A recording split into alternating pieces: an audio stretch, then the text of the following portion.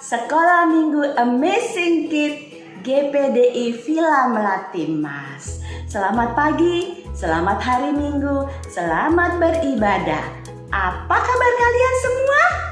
Puji Tuhan, luar biasa. Yes, pasti luar biasa.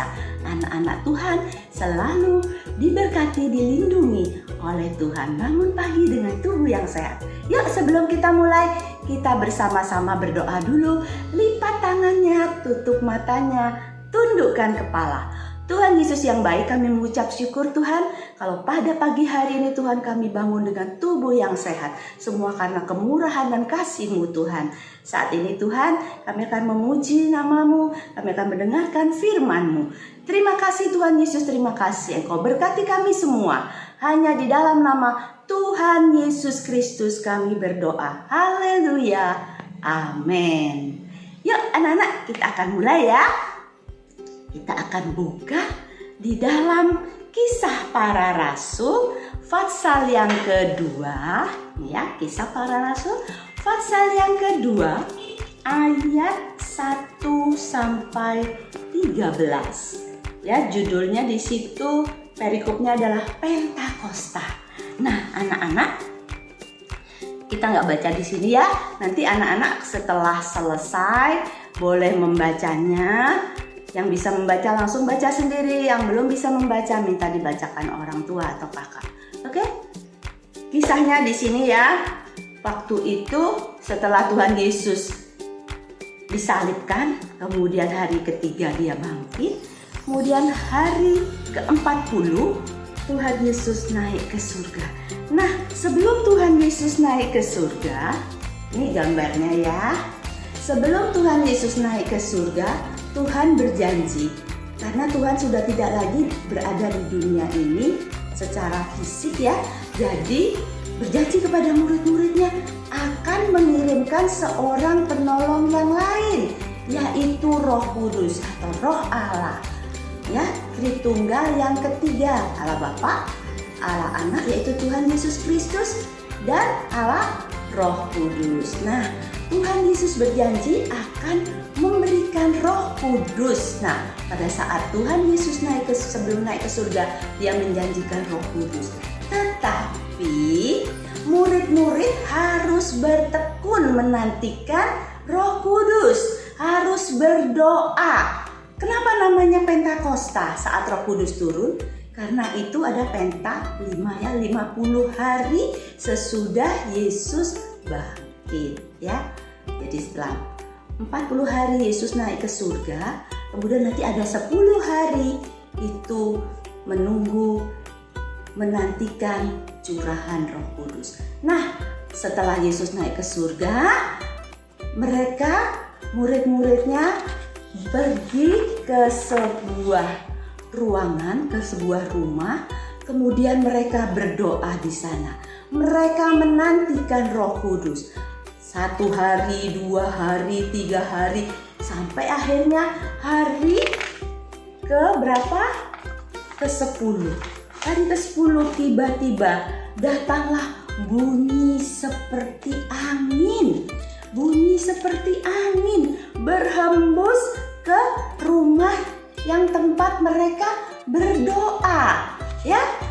Kemudian angin itu mulai berhembus dan memasuki rumah tersebut dan menghembusi murid-murid semua di situ. Nah, setelah itu angin tersebut ya, jadi Roh Kudus itu datang pertama seperti angin, kemudian datanglah seperti lidah-lidah api menghinggapi di atas kepala murid-murid yang ada. Murid-murid tercengang ya, wah apa ini? Ya, oh inilah Roh Kudus. Jadi waktu itu Roh Kudus tampak terasa seperti angin, kemudian tampak seperti lidah-lidah api yang hinggap di atas kepala murid-murid. Kemudian murid-murid mulai berbahasa beda-beda ya. Jadi mulai berbahasa yang lain-lain, bahasa roh. Ya, jadi misalnya ya, orang Yahudi biasa berbahasa Yahudi, ini tiba-tiba bahasa yang lain, bahasa Gerika, bahasa Yunani ya, berbahasa yang lain yang mereka tidak pernah belajar bahasa tersebut. Nah, mereka mulai berbahasa, macam-macam bahasa. Nah, sampai kedengaran dari luar gedung itu ya. Mereka suaranya sampai keluar dari gedung, dan banyak orang Yahudi yang lain mendengarkan itu. Mereka berkata, oh, mereka berbahasa macam-macam itu, katanya ya. Berbahasa macam-macam itu, mereka sedang mabok, katanya. Mereka mengintip dari jendela, sedang berbahasa yang beda dari bahasa yang biasa mereka pakai ya. Kemudian Petrus keluar menjelaskan pada mereka bahwa mereka bukan mabuk anggur, tetapi mereka menerima kuasa Roh Kudus, menerima curahan Roh Kudus, Roh penghibur yang dijanjikan oleh Tuhan.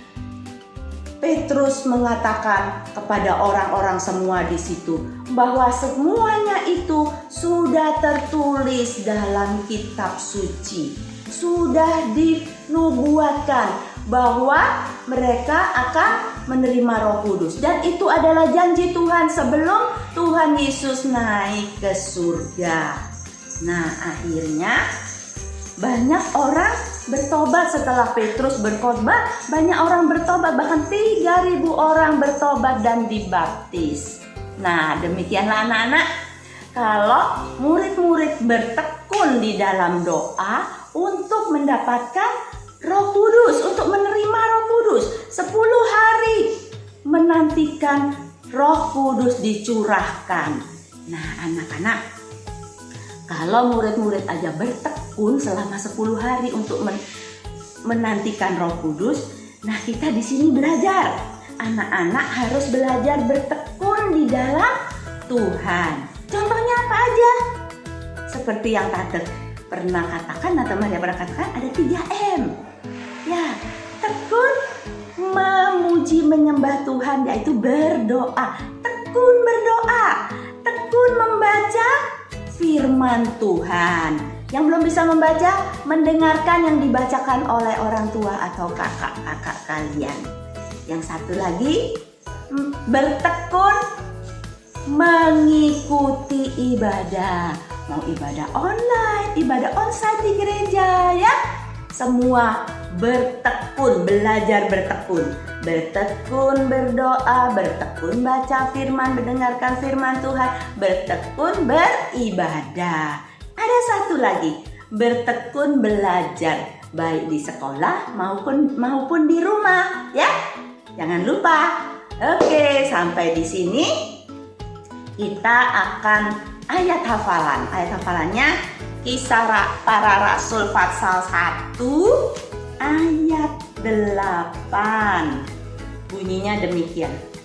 Tetapi kamu akan menerima kuasa kalau Roh Kudus turun ke atas kamu, dan kamu akan menjadi saksiku di Yerusalem dan di seluruh Yudea dan Samaria dan sampai ke ujung bumi. Ya, kalau kita baca di dalam Kisah 1 ayat 8. Jadi begini, ini ayat hafalannya ya. Nanti setelah dihafalkan, kemudian di video kirimkan kepada Tante Lina atau Tante Nova. Oke, Kisah Para Rasul 1 ayat 8. Tetapi kamu akan menerima kuasa kalau Roh Kudus turun ke atas kamu, dan kamu akan menjadi saksiku di Yerusalem, di Yudea dan Samaria, bahkan sampai ke ujung bumi. Oke, itu. Diulangi ya, sekali lagi ya.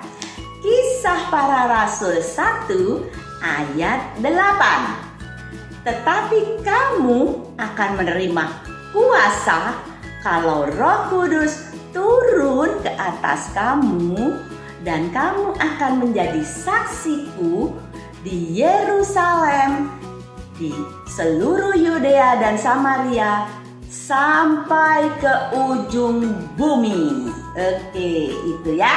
Sekarang sebelum kita sudahi, kita akan menyanyi sebuah lagu ya. Kita akan nyanyi Api Pantai Kosta. Yuk, siap-siap. Berdiri semua. Api Kosta ku punya, ku biarkan menyala. Api Pantai Kosta ku punya, ku biarkan menyala, menyala, menyala selamanya. Api Pantai Kosta ku punya, ku biarkan menyala. Api Pantai Kosta ku punya, ku biarkan menyala, menyala, menyala selamanya.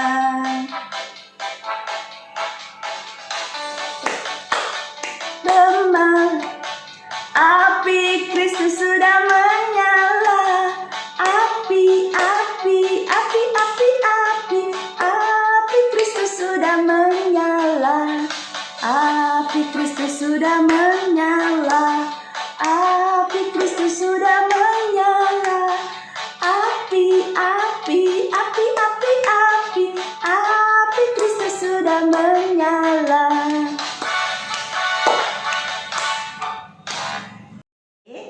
Yuk kita akhiri ibadah kita pada pagi hari ini. Kita bersama-sama lipat tangan, tutup mata, tundukkan kepala kalian. Tuhan Yesus, terima kasih Tuhan. Kalau pada pagi hari ini Tuhan, kami sudah belajar melalui firman-Mu Tuhan. Belajar melalui murid-murid Tuhan yang bertekun menanti janji-Mu Tuhan. Kami juga mau belajar bertekun Tuhan. Kami akan bertekun mengiring Engkau. Kami akan bertekun di dalam Tuhan. Terima kasih Yesus, terima kasih. Kami akan belajar bertekun dalam berdoa, bertekun membaca firman-Mu, bertekun mendengarkan firman-Mu, bertekun beribadah Tuhan. Mengikuti ibadah-ibadah yang ada Tuhan Yesus. Kami juga akan bertekun belajar Tuhan, baik di rumah maupun di sekolah. Terima kasih Tuhan Yesus, terima kasih. Engkau berkati kami semua, berkati orang tua kami, berkati saudara-saudara kami, berkati teman-teman kami, berkati guru-guru kami. Semua Engkau berkati. Terima kasih Tuhan Yesus, terima kasih. Segala kemuliaan hanya bagi-Mu Tuhan. Hanya di dalam nama Tuhan Yesus Kristus kami sudah berdoa dan mengucap syukur. Haleluya. Amin. Bye-bye. Sampai jumpa.